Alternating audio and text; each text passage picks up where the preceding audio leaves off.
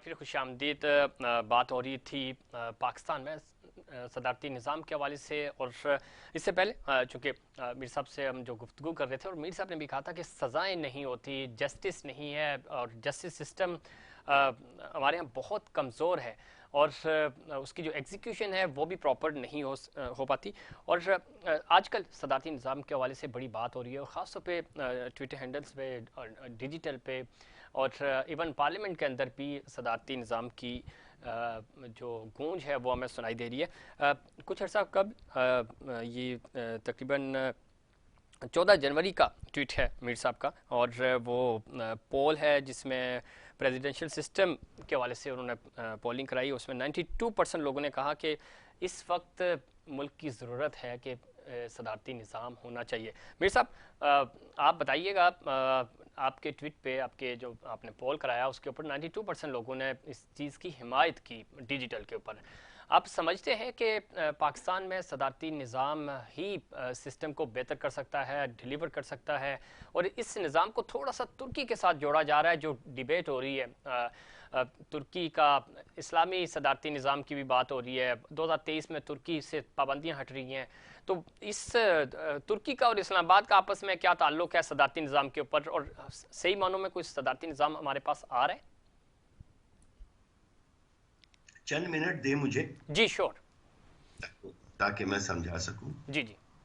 मेरी आवाज गूंज रही है, अगर पीसीआर वाले देखें। प्रोड्यूसर ऑडियो जरा देखिए। जी अच्छा। मेरी आवाज आ रही है? जी बिल्कुल, हम आपको सुन रहे हैं। ओके। सब में पहले तो ये मैं बता दूं कि पाकिस्तान में आज तक कभी सदारती निज़ाम नहीं आया था। बिल्कुल ऐसे ही है। अयूब खान ने अपने आप को सदर डिक्लेयर कर दिया था, बेसिक डेमोक्रेसीज के जरिए अपने आप को इलेक्ट करवा लिया था। जी जी। मुशर्रफ ने अपने आप को सदर डिक्लेयर कर दिया था। सदारती निज़ाम ये नहीं होता। सदारती निज़ाम में पूरा मुल्क सदर को वोट करके इलेक्ट करता है। दूसरी चीज, हर प्रोविंस का जो हेड होता है गवर्नर, उसको भी प्रोविंस के सारे लोग इलेक्ट करते हैं। सेनेट के भी डायरेक्ट इलेक्शंस होते हैं, एमपीए उनको इलेक्ट नहीं करते। जी। प्राइम प्रेसिडेंट ऑफ पाकिस्तान को एमएनएज इलेक्ट नहीं करते। एमएनएज का कोई ताल्लुक नहीं होता प्रेसिडेंट को इलेक्ट करने में।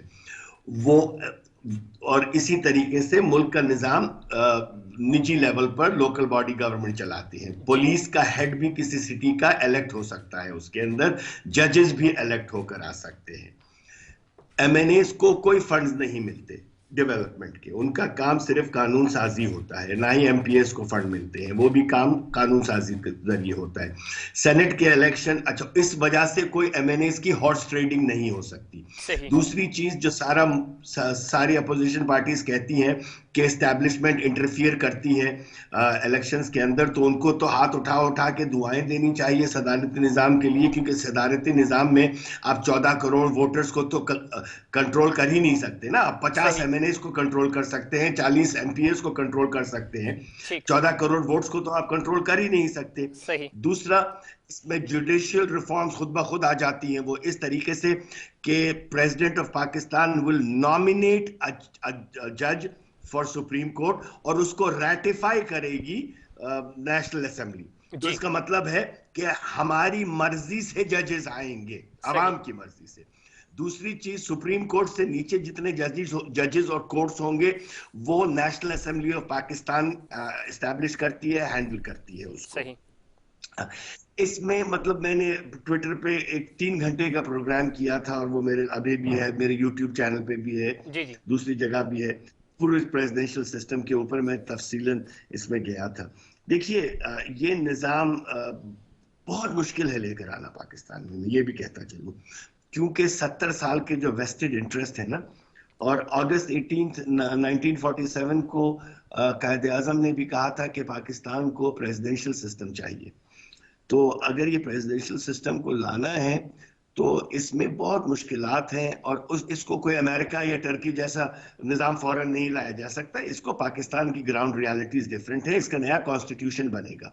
ये कॉन्स्टिट्यूशन जो है ये वेस्टमिंस्टर पार्लियामेंट्री सिस्टम के लिए है। मीर साहब, एक चीज हमारे नाज़रीन को बताइएगा कि क्या संजीदगी से, चूंकि अपोजिशन कह रही है जी शोशा छोड़ा जा रहा है, तवज्जो हटाई जा रही है, आप 100 तरह की बातें हो रही हैं, संजीदगी से इस सिस्टम के हवाले से कोई जो थिंक टैंक से हमारे, चाहे स्टैब्लिशमेंट हो, रियासत हो, सही मानों में इस पे कोई काम हो रहा है?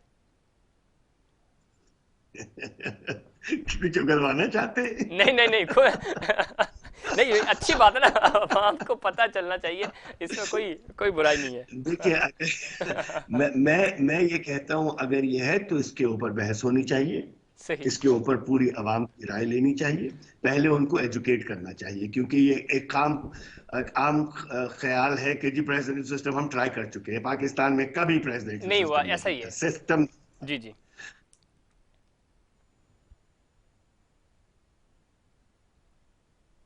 जी सर। मिर्च साहब की आवाज़ हम तक नहीं पहुंच पा रही, और कोशिश करेंगे प्रोड्यूसर साहब हमारा राब्ता बहाल हो सके मीर साहब के साथ। ना मेरा लेना है ना देना है जी जी। इस जी इस निज़ाम से। तो इसमें इंसाफ का बोलबाला होता है, क्योंकि जजेस की तकर्री दूसरे तरीके से होती है, जजेस को अपॉइंट नहीं किया जा सकता, पुलिस चीफ को आप अपॉइंट नहीं कर सकते अपनी ठीक है, मर्जी से, बिल्कुल वो ठीक है। भी अच्छा, इलेक्शन चीफ भी जी मेरे साहब, बड़ी लड़के बड़ी आएगा। तफसील तफसील से आपने बताया कि किस तरह यानी एक एमएनए एमपीएस यहाँ पे हॉर्स ट्रेडिंग वाला मामला रुक सकता है, जस्टिस बेहतर हो जाएगा, क्योंकि 14 करोड़ अवाम इन्वॉल्व होंगे, वोटर्स इन्वॉल्व होंगे। लेकिन जो दूसरे हल्के हैं वो ये कह रहे हैं कि कुछ भी कर लें, सिस्टम जमहूरी हो या सदारती सिस्टम हो, बंदे तो यही जमहूरी होंगे, है ये। खान साहब की यही देखिए, कैबिनेट होगी, यही लोग होंगे, कैसे मुल्क चलेगा? वो ये सवाल उठा रहे, तो इस पे कैसे रिस्पॉन्ड करेंगे आप? यही लोग नहीं होंगे ना, फिर इलेक्टेबल्स की कोई वैल्यू ही नहीं रहेगी ना, जी जी। इलेक्टेबल्स की कोई वैल्यू ही नहीं रहेगी प्रेसिडेंशियल सिस्टम में, बरादरी सिस्टम की कोई वैल्यू ही नहीं रहेगी, क्योंकि इलेक्टेबल एक अपने हल्के से वोट लाके फिर प्राइम मिनिस्टर से जाके डील्स करते हैं कि ठीक। जी आप मुझे इतने फंड्स दे दें, मेरे हल्के को इतने फंड दे दें तो मैं आपको वोट दे देता हूं। जिस तरफ की हवा चल रही होती है उस किस्म की पार्टी में एमएनए चले जाते हैं, एमएनए का कोई काम ही नहीं रहेगा प्रेसिडेंट को इलेक्ट करने में, वो सिर्फ कानून साजी करेंगे बैठ के। तो ये पूरा निजाम चेंज हो रहा है, चेहरे भी चेंज होंगे, ठीक। यंग लड़कों को या जवान को मौका मिलेगा ऊपर आए ठीक। इस सिस्टम के अंदर। हमारे यहाँ प्रॉब्लम क्या है, या तो कोई खानदानी सियासतदान है, या बरादरी का सियासतदान है, या चौधरी है, या मीर है, या साई है, या कोई है, हमें आम आदमी को ऊपर लेकर आना है। और बिल्कुल बिल्कुल असल ठीक कह रहे हैं सर। मुल्क के 64% है यूथ हमारी कुल आबादी के, और उनकी नुमाइंदगी हमें उस तरह नजर नहीं आती। टैलेंटेड यूथ है हमारे पास, लेकिन उसको हम यूटिलाइज नहीं कर पाते, क्योंकि वो इन्हीं सिस्टम और इस तरह के सरदारी सिस्टम हो या कुछ भी कह लें, उसकी बिनट चढ़ जाता है। जी बिल्कुल सही कह रहे हैं आप, बिल्कुल सही कह रहे हैं। तो अच्छा, बलदियाती सिस्टम जब हम आप कह रहे हैं, ज़रा सबसे पहला स्टेप ही जमहूरी, अगर आपने सदारती सिस्टम की तरफ जाना है तो लोकल बॉडीज, आपको लगता है लोकल बॉडीज को सही मानों में एम्पावर किया जाएगा? सिंध में आपको याद होगा पिछले उसके दिनों। बगैर तो सदारती निजाम चल ही नहीं सकता। सही, लेकिन उसकी। डेवोल्यूशन ऑफ पावर के बगैर सदारती निजाम पूरी दुनिया में कहीं नहीं चलता, ठीक है, बिल्कुल नहीं चल सकता। कहीं लेकिन नहीं। सिंध में, मैं इसीलिए मैं रास्ता इस तरफ कि सिंध में आपने देखा कि सिंध तरमीमी बिल जो आया उसके खिलाफ अपोजिशन जमातें प्रोटेस्ट करती हुई नजर आ रही हैं आपको। अब पाकिस्तान पीपल्स पार्टी ने कुछ पार्टीज के साथ बातचीत भी की है। यहाँ हमें उस तरह उसकी एग्जीक्यूशन नजर नहीं आ रही। पाकिस्तान पीपल्स पार्टी, जो हमारी इनसाइड्स हैं, आप भी ज़रा बड़ी गहरी नजर रखते हैं, वो जब वो मानने को तैयार बल्दियाती नहीं है। निजाम भी नया होगा जफीर, जी जी। वो बल्दियाती निजाम वेस्टमिंस्टर पार्लियामेंट्री सिस्टम का नहीं होगा, वो भी कॉन्स्टिट्यूशनल डेमोक्रेसी है। प्रेसिडेंशियल सिस्टम जो है, ठीक। रिप्रेजेंटेटिव डेमोक्रेसी और कॉन्स्टिट्यूशनल डेमोक्रेसी, दो किस्म की डेमोक्रेसीज बिल्कुल हैं, ऐसा ही है। जिसके अंदर वेस्टमिंस्टर पार्लियामेंट्री सिस्टम भी आता है और प्रेसिडेंशियल सिस्टम भी आता है। उसके लिए बिल्कुल नए बल्दियाती कवानीन होते हैं, उसके अंदर ये क्रॉस रिपोर्टिंग नहीं होती कि जी चीफ सेक्रेटरी ये कर रहा है, बल्दियाती मिनिस्टर है, कोई बल्दियाती मिनिस्टर नहीं होता। हर छोटे छोटे हल्के के वार्ड होते हैं, उसमें काउंसलर्स होंगे, तहसील काउंसलर्स होंगे, मेयर्स होंगे, तो वो सारा पावर जो है ना आपकी निचली सतह पे आ जाएगा।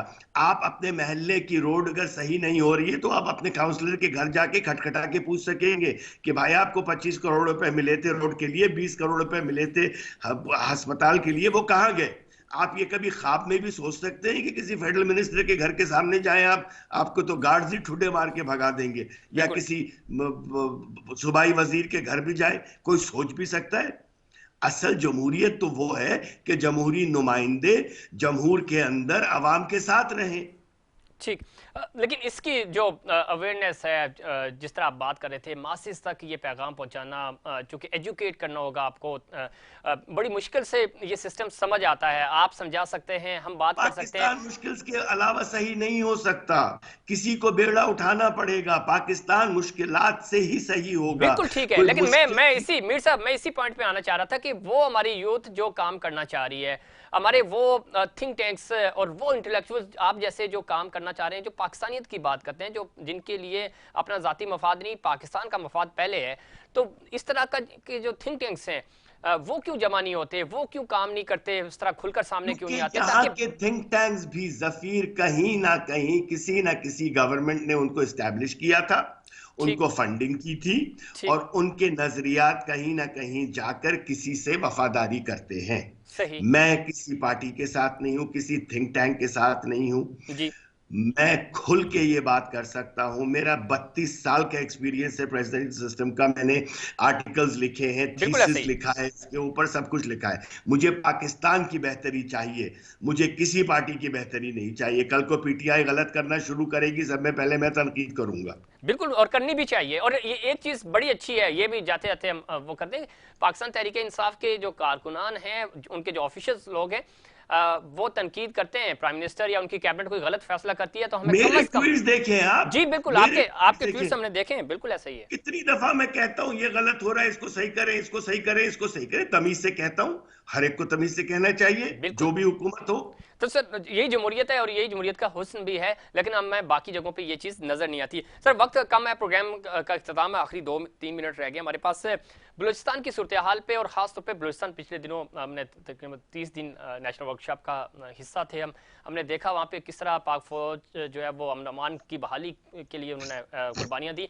और नौशकी जो रिसेंट जो इशू बना, उसमें हमारे जवानों ने शहादतें भी दी और इस बड़े अटैक को नाकाम बनाया। आर्मी चीफ साहब भी वहाँ पे गए, प्राइम मिनिस्टर भी गए। आपने ट्वीट किया था नौशकी बलूचिस्तान के हवाले से कि अपनी आंखों से अपने जवानों को पाकिस्तान की हिफाजत करते देखा। अब बलूचिस्तान को हम किस तरह बलूचिस्तान के लिए कंट्रीब्यूशन कर सकते हैं, किस तरह हम बलूचिस्तान के अमन अमान को, चूँकि बड़ी मुश्किल से वहाँ अमन बहाल हुआ है और सी पैक ज़रा जुड़ा हुआ है बलूचिस्तान के साथ, तो किस तरह हम देखिए, इसको मज़ीद बेहतर कर सकते हैं मीर साहब? सबसे पहले तो अपनी आर्म फोर्सेस पे ट्रस्ट करें।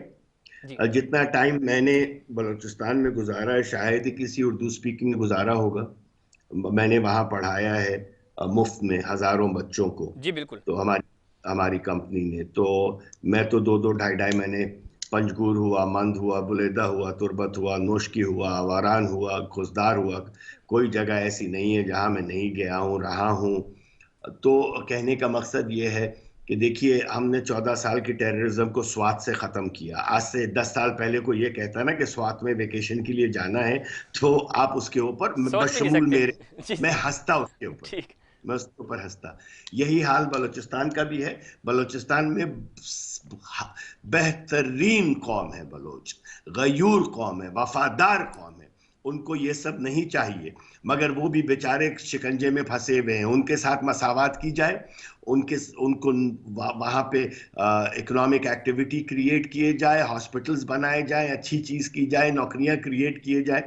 तो जो जितने भी ये 600-700-800 पहाड़ों में बचे हैं जी जी। अभी टेररिस्ट, ये भी खत्म हो जाएंगे। आप बिल्कुल लिख लीजिए बिल्कुल मेरी ये ठीक कह रहे बात। हैं। और फिफ्थ जनरेशन वार, हाइब्रिड वार जिसको कहा जाता है, अब हमें देखा इस पूरे ऑपरेशन के दौरान भी बड़ा चीज़ें जो है वो झूठी खबरें, झूठी खबरें आती थी। झूठी। इनको कैसे काउंटर किया जाए, क्योंकि आप बड़े आपका बड़ा इन्फ्लुएंस है ट्विटर के ऊपर, सोशल मीडिया के ऊपर, क्या पैगाम देंगे हमारे यूथ को? मेरा एक सिंपल सा पैगाम है। देखिए, अगर आपको पाकिस्तान से मोहब्बत है ना, तो आपके पास उसी फोन में गूगल भी है जी जिस फोन में आपका ट्विटर भी है। ट्विटर पे कोई झूठी खबर सुनते हैं या कोई खबर सुनते हैं जो आपका दिल नहीं मान रहा, जाके उसको रिसर्च कर लें। 1 सेकंड लगता है कि गूगल में जाने के लिए, 25-30 सेकंड, 2 मिनट लगेंगे आपको रिसर्च करने के लिए ये सच है या गलत है। एएनआई इंडिया ने खबर जी दी जी। थी कि झूठी खबर दे के खलीज टाइम्स में छपवा दी, खलीज टाइम्स ने छाप दी और पाकिस्तान ने उसको रिट्वीट कर रहे हैं। किसी को ये नहीं पता कि एएनआई जो है वो इंडियन न्यूज एजेंसी है। खुदा का वास्ता यार, हम पाकिस्तानी हैं, वो हमारे लिए कभी सच बात कहेंगे? वो बिल्कुल। झूठ का पुलंदा बेचते हैं। तो यही तो मैं जैसे प्रोग्राम की शुरुआत में मैंने कहा था कि खुदा का वास्ता पाकिस्तान से ज्यादा मोहब्बत करें, अब अपनी पार्टियों से कम करें। बिल्कुल। आपकी पार्टी नहीं रहेगी, आप भी नहीं रहेंगे, मगर पाकिस्तान यही रहेगा, अफवाज पाकिस्तान यही रहेगी, अवाम यही रहेगी। इंशाल्लाह। बिल्कुल अमीर साहब, बिल्कुल ठीक कहा आपने। और ये हमारे नौजवानों को खास तौर पे, वो लोग जो डिजिटल पे मौजूद हैं, उनको रिसर्च करके देखभाल की चीज़ें फॉरवर्ड करनी होगी। अदरवाइज आप अनजाने में चूँकि दुश्मन का अदाकार बन जाते हैं। अमीर साहब, प्रोग्राम का वक्त ख़त्म हो रहा है, टॉपिक्स बहुत हैं और ये डिबेट्स इंशाल्लाह चलती रहेगी और आपके साथ मज़ीद हम इन टॉपिक्स पे प्रोग्राम करेंगे। आज का के लिए बहुत शुक्रिया, आपने प्रोग्राम में वक्त दिया। और नाज़रीन, ये था हमारा आज का प्रोग्राम। उम्मीद करता हूँ मीर साहब की गुफ्तगू आप से आप मुस्तफ़ीद हुए होंगे। मुझे और इनसाइड पाकिस्तान की पूरी टीम को दीजिए इजाज़त। निगहबान।